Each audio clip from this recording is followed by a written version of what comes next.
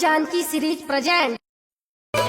आइए तो आप लोगों के बीच में हमारी नई नई प्यारी भौजाइयों, इस होली में बंडा समाज के अध्यक्ष आपका प्यारा पलटू आया है, तो इसको लमका बैगन छाप पर मुहर लगाकर भारी से भारी मतों से विजयी बनाएं। यदि जीत जाएंगे तो अपने भौजाइयों के लिए एक खास स्कीम लेके आएंगे। और आइए इस गाने के माध्यम से सुनिए क्या क्या लाएंगे।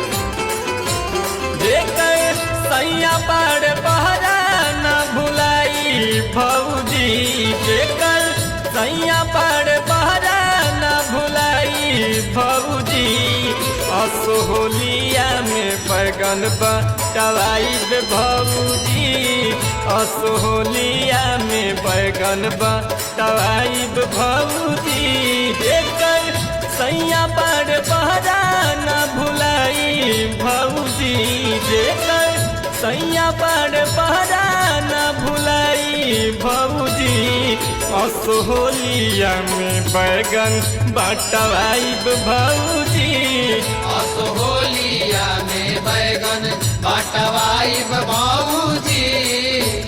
बैगन छाप जिंदाबाद जिंदाबाद जिंदाबाद, बैगन छाप जिंदाबाद जिंदाबाद जिंदाबाद, आपका मोहर कहाँ लगेगा? बैगन वाले खाने दे।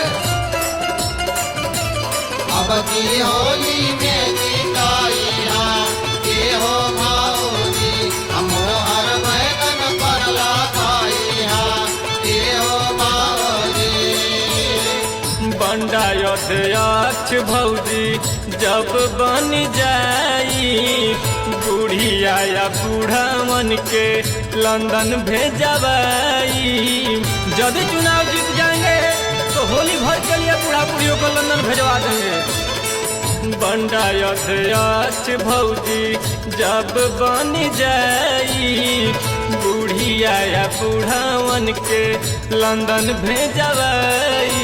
अपना देवरों के पिजाई बनावे भौजी, लमका बैगन छप्पर मोहर लगावे भौजी, असोहलिया में बैगन बटवाई भौजी, असोहलिया में बैगन बटवाई भौजी।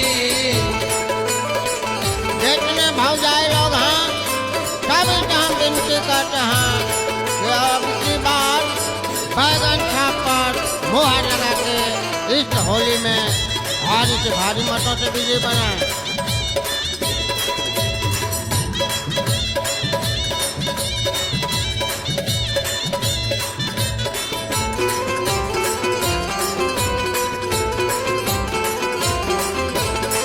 होली में आधार कार्ड पर चोली बटवाई, भतरन के ऊपर परो जातारा बनाई। बैगन चोली नहीं, पैन कार्ड पे लखनऊ लहंगा भी बटवाएंगे। होली में आधार कार्ड पर चोली बटवाई, भतरन के ऊपर परो जातारा बनाई।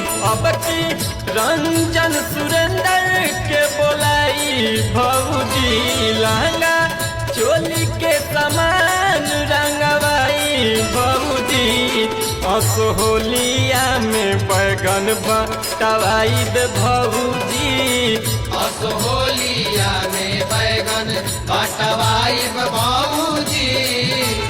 देकर सैया पाड़ पहरा न भुलाई भौजी, देकर सैया पाड़ पहरा न भुलाई भौजी, असोहलिया में बैगन बटवाई भौजी, असोहलिया में बैगन बटवाई भौजी।